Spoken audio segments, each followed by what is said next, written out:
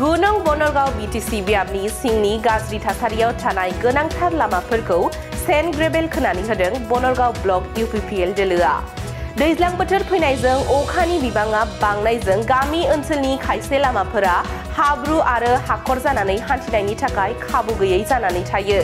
बेबादि थासारिजों भुगिनांनाय गुनं बनरगाव बीटीसी बियाबनि बेन्दोंआव थानाय गुबुन गुबुन गामिफोरनि फिसा फिसा लामाफोरखौ सेन्ड ग्रेभेल खोनानै होनायनि थिरांथा लादों बनरगाव ब्लक यूपीपीएल दोलोआ।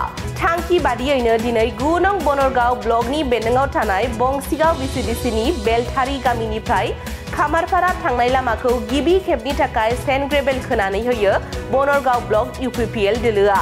लामा खोनानै होनाय समाव बेलथारी गामियाव नुजाथिनानै बनरगाव ब्लक यूपीपीएलनि आफादगिरि रबिराम ब्रह्मआ खौरांगिरिफोरनि सिगाङाव माखासे बाथ्रा बुंथियो।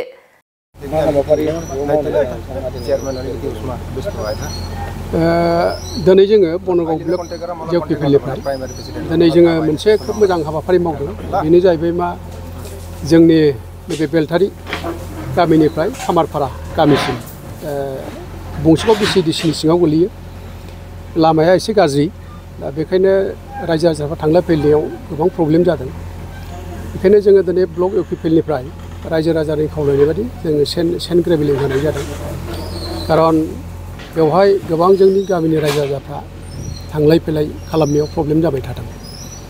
दा जोंनि हान्जानि जे उद्देश्य बेनो जे जोंहा हागौमानि जोङो रायजो राजानि फारसे जोंहा मोनसे डेभेलपमेन्टखौ जों लुबैयो।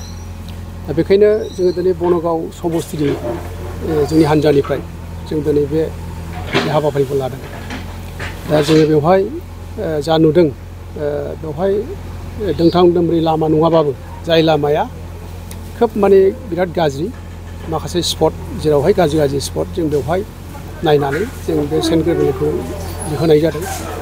आरो रायजो राजाफ्रा खोब मोजां मोनदों बे खोनानानै।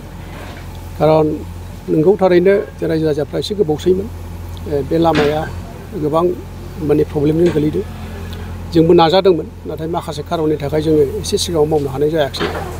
जों सिगांनिफ्रायनो साननानै दंमोन बे लामाखौ जों हागौमानि जों एसे सेन्ड ग्रेभेलिं होनानै मोनसे माने थांलाय फैलाय खालामनायनि थाखाय खामानि मावनो हायो नामा, जों बेखौ साननानै जों दंबाय थायोमोन। दिनै जों बे हाबाफारिखौ मावनाय जादों। लोगोसे रायजो राजायाबो जोंजों मदद होफादों। जों बेवहाय सेन्ड ग्रेभेलिंखौ लाबोदों आरो रायजो राजाफ्राबो गावसोरबो फिजिकेलि गावसोर मदद होफानो होननानै खोथा होदों। बेखायनो जों दिनैहाय ज' बे हाबाफारिखौ मावनाय जादों। बनरगाव समस्ति बियाब हिसाबै बेयावल' ना गुबुन जायगायाव नोंथांमोना मावनाय जादों? बनरगाव समस्तिनि सिङाव थानाय जायगा मोनफ्रोमबो बीसीडीसीनि सिङाव जों बे हाबाफारिखौ मावगोन। नाथायबा साफिसियेन्ट होनो हायाब्लाबो जों माखासे एखेबारे जेरावहाय बिराद जेनिउन बे जेनिउनखौ नायनानै जोङो बे रोखोमनो जोङो एफा जोङो सेन्ड ग्रेभेलिंखौ होनो थाखाय जों डिसिसन लादों। आरो इतिमध्य जोङो आराम्भ खालामबायबो, जायगा जोङो सेन्ड ग्रेभेलखौ लांबायबो। दा स्प्रे खालामनांगौनि जोंहा खामानि मावनांगौ थाबाय। जेला स्प्रे खालामो होनबा रायजो राजा बयबो ओंखारगोन आरो दा जों बयबो